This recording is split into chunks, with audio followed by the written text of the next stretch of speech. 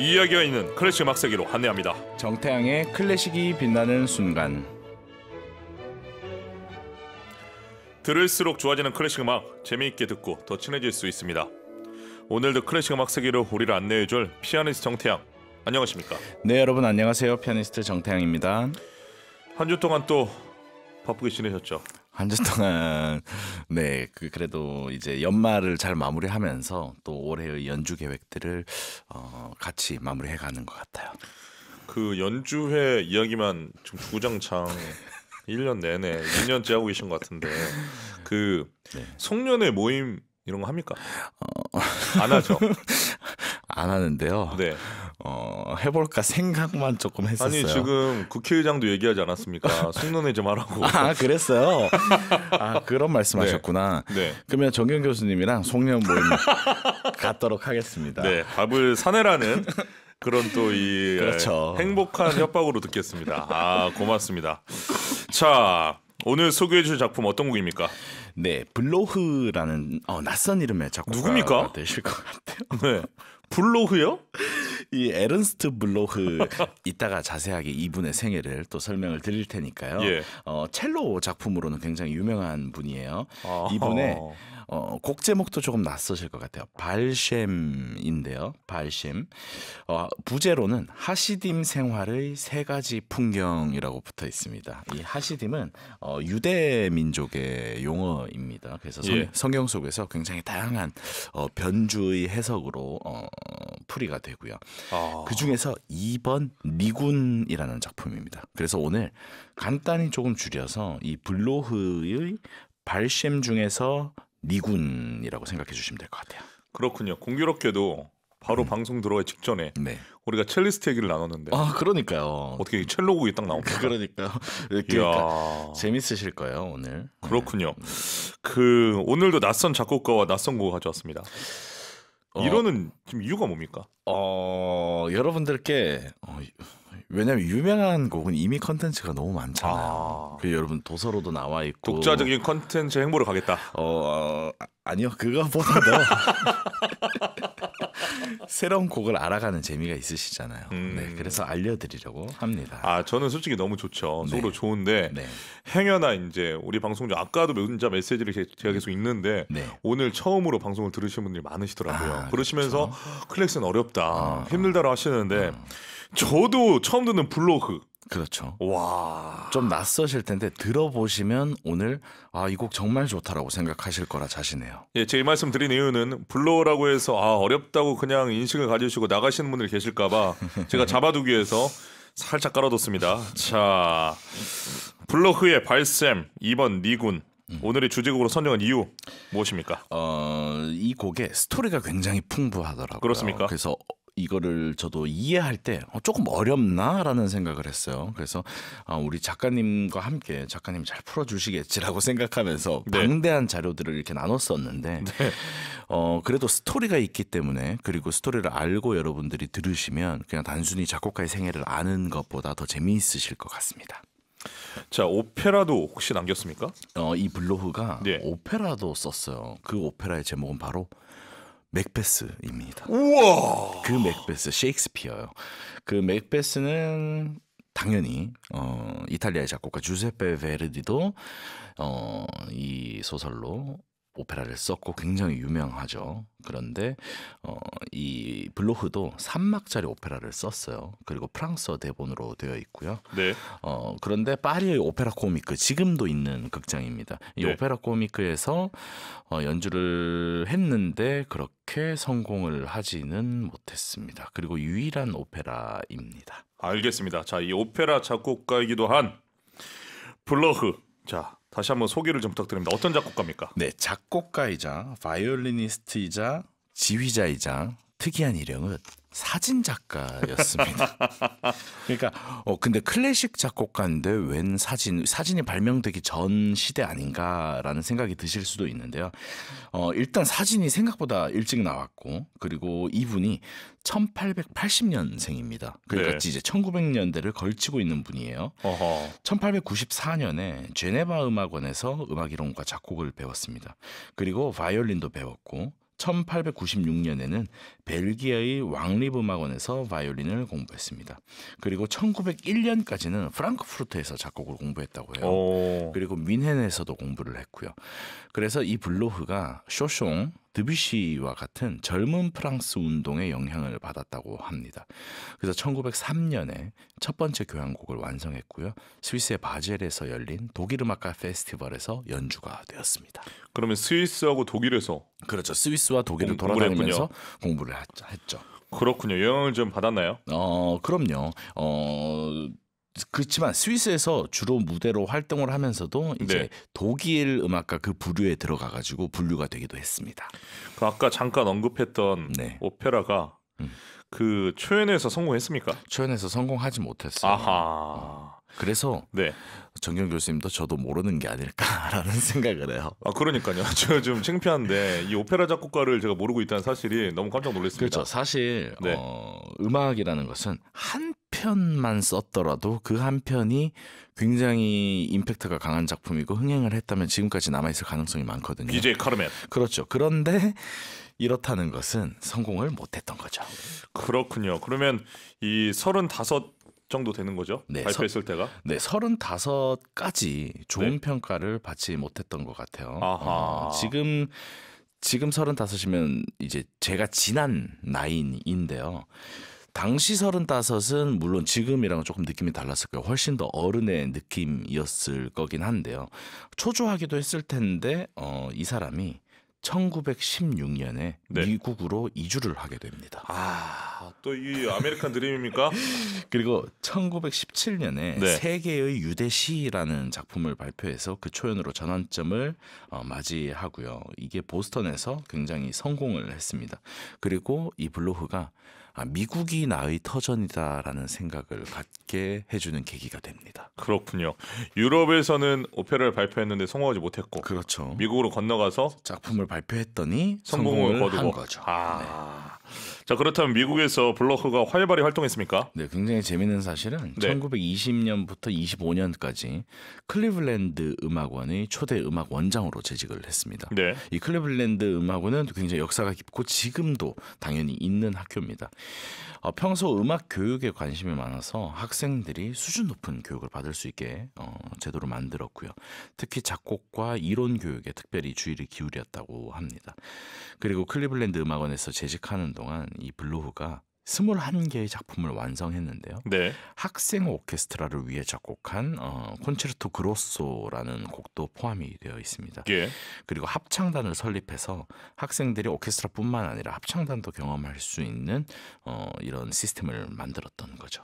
그리고 여러 수업들을 직접 가르치면서 자신의 음악적인 철학과 지식을 전달해 주었다고 합니다.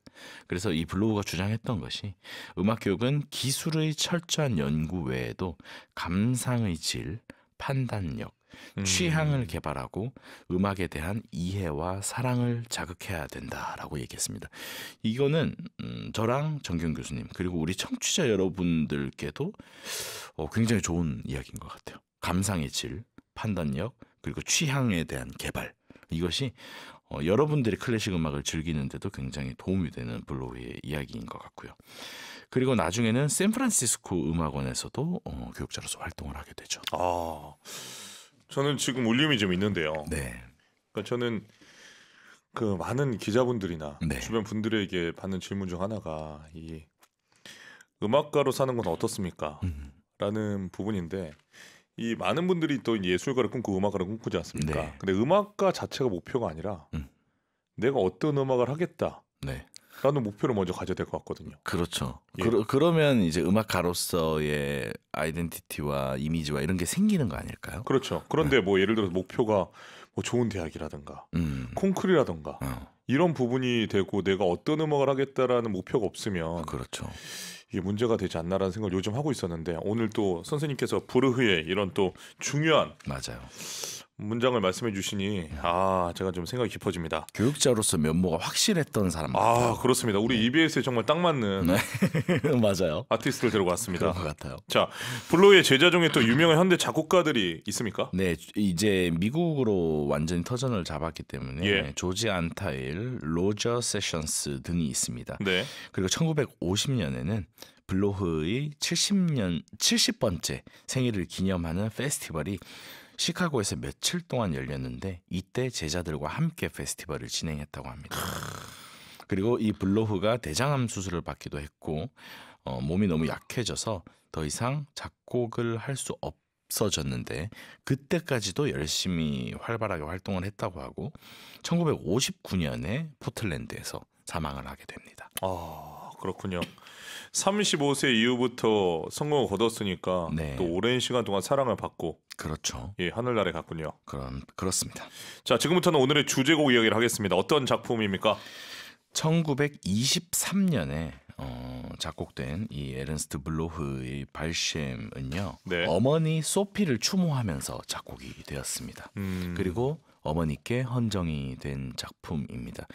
근데 여러분 에른스트 블로흐에 대해서 지금 말씀드리고 있는데 또 작곡가 중에 막스 브루흐라는 사람이 막스 브루는 있습니다. 잘 알죠. 네, 바이올린 협주곡도 굉장히 유명하고요. 네. 다른 사람입니다. 브루흐가 아니라 오늘은 블로흐입니다. 네, 블로흐인데 이 블로흐의 어머니는 이 곡이 작곡되기 2년 전에 세상을 이미 떠났습니다. 어떡합니까? 그리고 이 작품이 두 명의 매력적인 인물에게 영감을 받았는데요. 첫 번째는 현대 하시딤 운동의 창시자인 폴란드 출신의 이스라엘 벤 엘리에제르라는 사람입니다. 발셴 토브라는 이름으로 더 잘 알려져 있는데 이는 히브리어로 좋은 이름의 주인이라는 뜻입니다. 이게 일단 이름들이 좀 어렵더라고요. 유대 민족 이름들이. 그래서 조금 풀어드리면 18세기 동유럽에서 전통 유대주의에 대한 이 랍비 중심주의에 반발하여서 신비주의적 운동이 일어났는데요. 신과 직접 소통하는 것이 중요하다. 이렇게 해서 종교적인 운동이 있었다고 합니다. 근데 이 블로흐는요. 서유럽 유대인의 배경을 가지고 있었지만 예. 이 1918년에 뉴욕에서 이 하시딤들의 예배에 초대를 받고 큰 감동을 받았습니다. 그리고 그의 작곡 방향이 깊고도 오래 지속되는 영향을 미쳤습니다.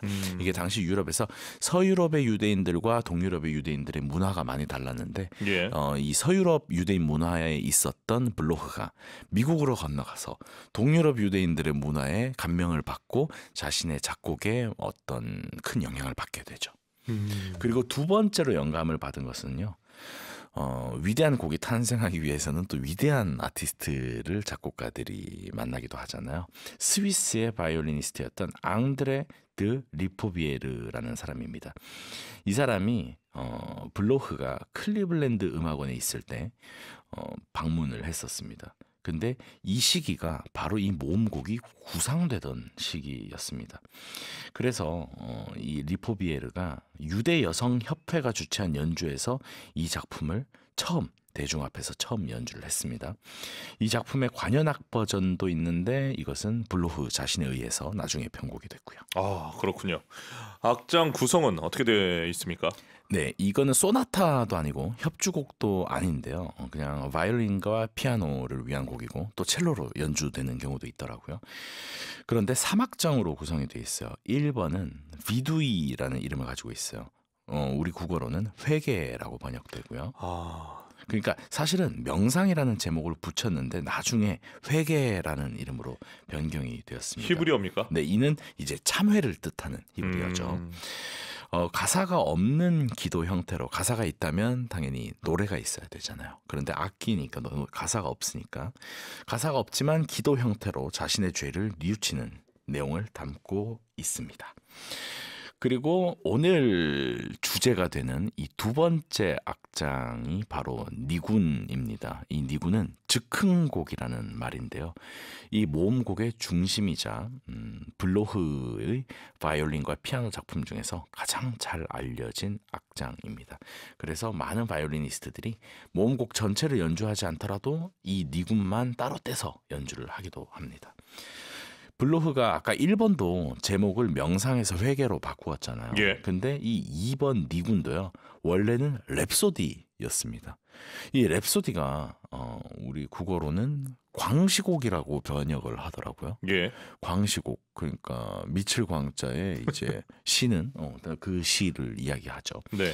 그런데 나중에 이제 즉흥곡이라는 이름을 담고 있는 니군으로 변경이 됐습니다.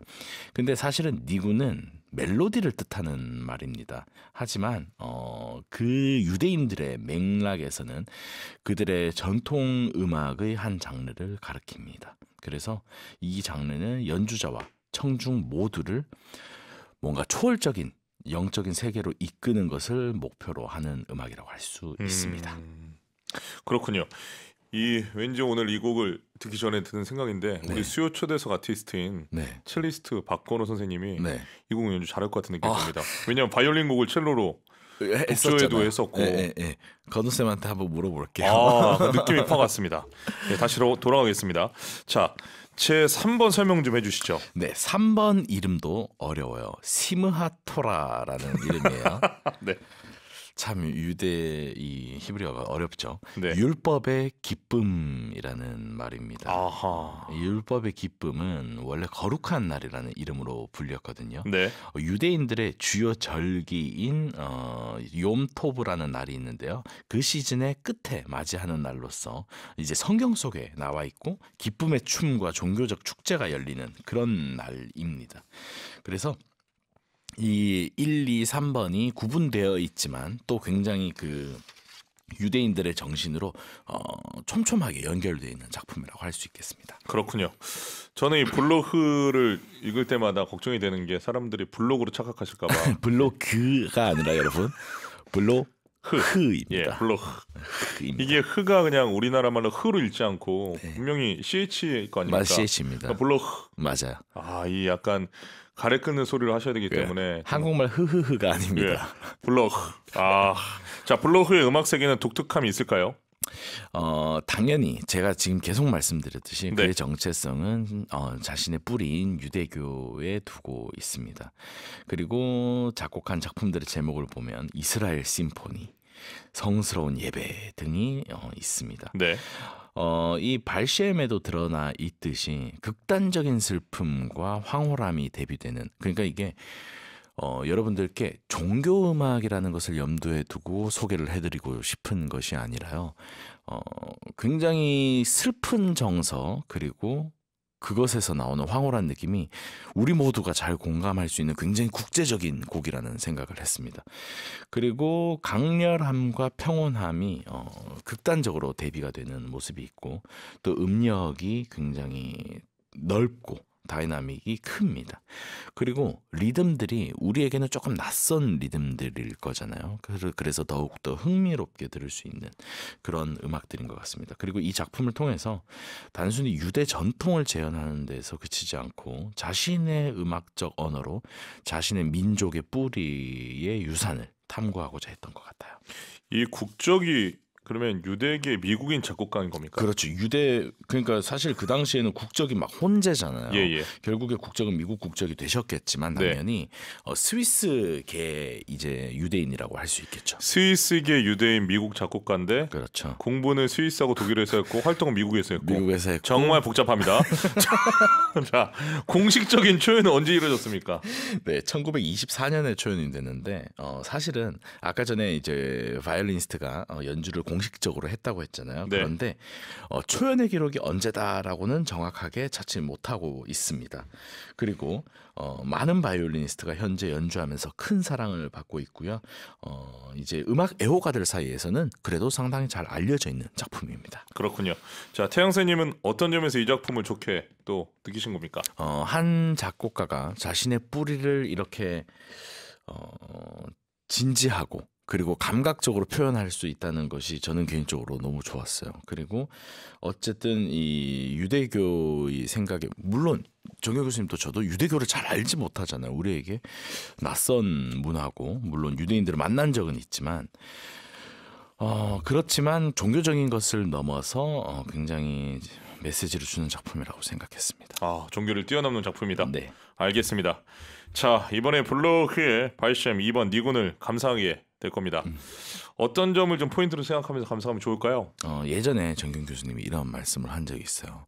이제 한국 작곡가들이 우리나라의 이 전통적인 것들을 소재로 작곡을 하여서 이것이 더욱더 세계로 뻗어나가야 된다고 이런 말씀을 하신 적이 있거든요. 맞습니다. 당연히 그런 시대라고 생각을 합니다. 근데 그러기에 너무 좋은 모델이 되지 않을까 하는 생각이 이 곡에서 들었고요. 그리고 세계인들이 공감할 수 있는 것 같아요. 그래서 아까 말씀드렸듯이 종교를 뛰어넘는 음악이 아닌가라는 생각을 했습니다. 알겠습니다. 오늘 정태영의 클래식이라는 순간에서 소개한 블로흐의 발셴 2번 니군을 바이올리니스트 막심 맹게로프와 피아니스트 이타마르 곤란의 협연으로 들려드립니다. 블로흐의 발셴 2번 니군을 바이올리니스트 막심 맹게로프와 피아니스트 이타마르 곤란의 연주로 감상했습니다. 쉽지 않네요. 그래도 너무 강렬하고 인상적인 임팩트 있는데 음악이니까요. 네. 워낙 좀 독특한 또 느낌을 맞아요. 이국적이죠. 예, 이국적이어서 이렇게 뭔가 멜로디 자체가 쉽지는 않습니다. 근데 이 바이올린의 강렬한 선율이 뭔가 마음을 딱 찌르는 그런 게 있는 것 같아요.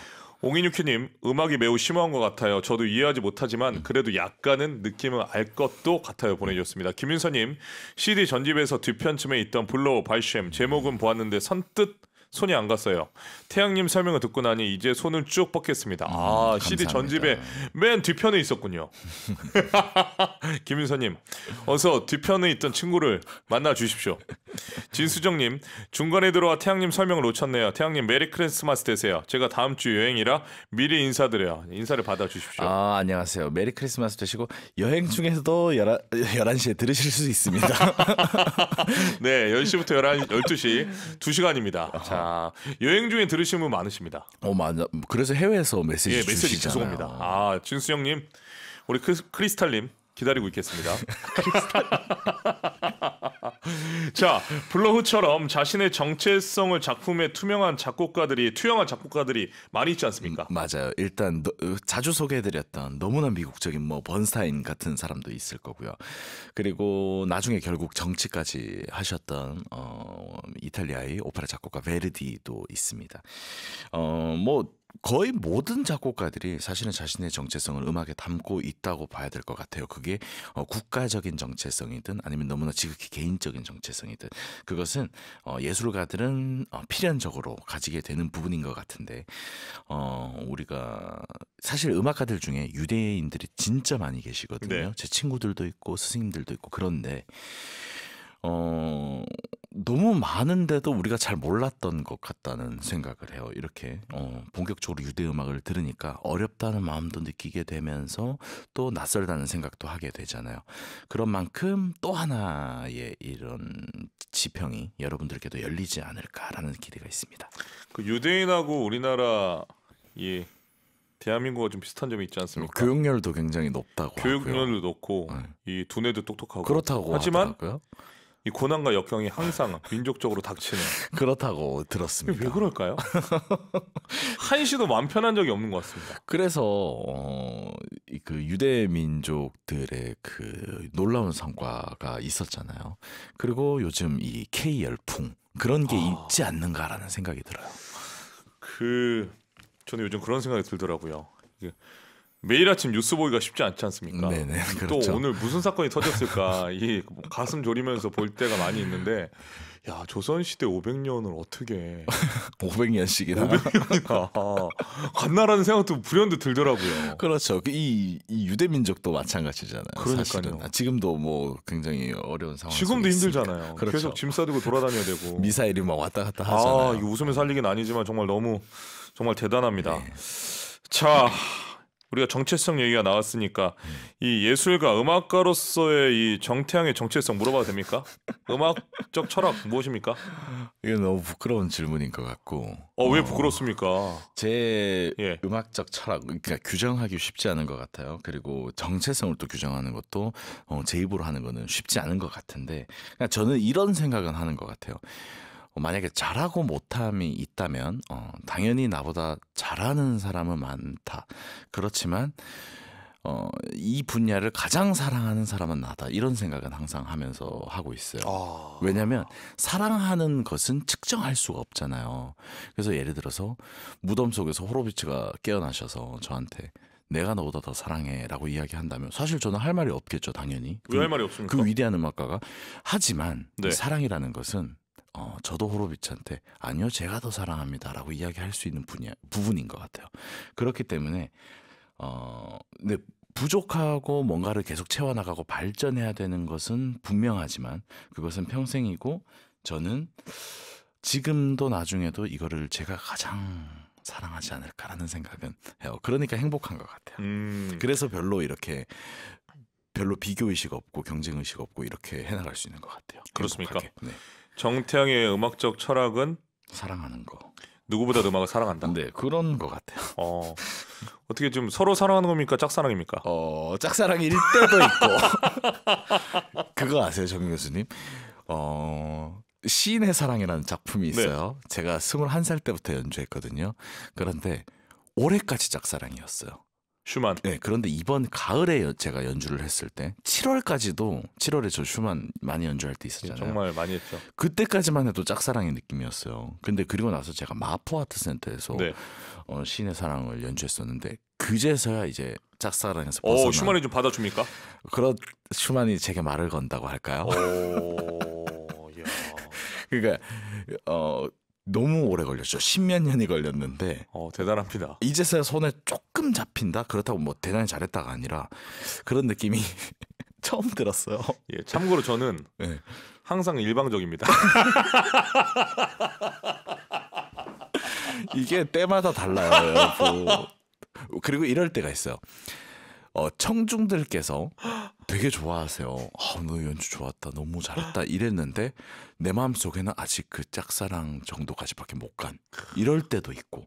근데 저는 완전히 이 사람이랑 뭐 이 작곡가와 이 작품과 너무 사랑에 빠지고 난리가 났는데 청중들은 좀 아리송하다 이렇게 반응을 하실 때도 있고. 그러니까 이게 항상 다른 것 같아요. 제가 오늘 새벽에 네. 말씀하신 호로비츠의 네. 트로메라이를 네. 감상을 하는데 네.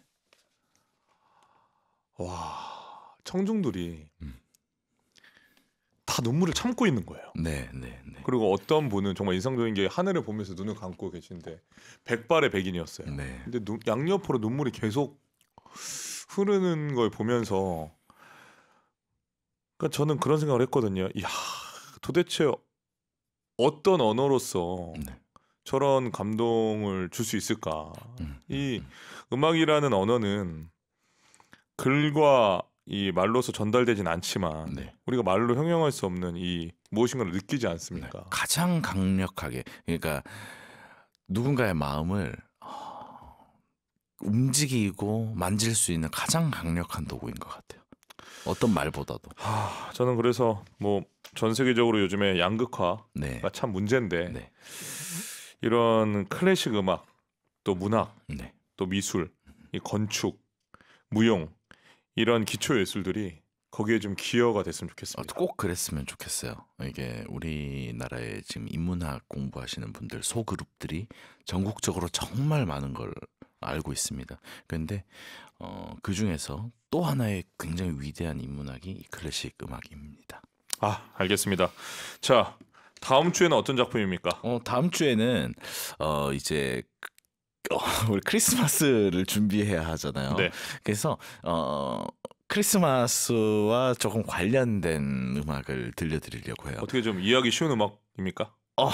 그럴 것 같습니다. 자, 불안한데요. 그럴 것 같습니다는 뭡니까? 작년 크리스마스 때는 네. 정말 직관적으로 그 캐롤 멜로디가 많이 들어간 이제 크리스마스 심포니를 여러분들께 캐롤 심포니를 들려드렸었는데 이번에는 그거에는 조금 탈피를 하고 싶었어요. 너무 직관적으로 고요한 밤 이 멜로디가 안 나왔으면 좋겠다는 생각을 했어요. 조금 은유적이고 싶다는 생각을 했는데 그래도 여러분 성탄 이브를 느끼실 수 있는 음악을 준비하겠습니다. 알겠습니다. 작곡과 작품을 말씀해 주지 않는 거 보니까 또 엠바고 같은데 설레는 마음으로 기다리고 있겠습니다. 오늘도 수고하셨습니다. 네, 여러분 감사합니다. 한 주 동안 건강히 지내시고 다음 주에 뵙겠습니다. 네, 건강하세요. 자, 이번에는 김재호 작사, 이수인 작곡 고향의 노래입니다. 우리나라 정서를 가장 잘 표현한 성악가죠. 메조소프라노 백남옥의 목소리로 들려드립니다.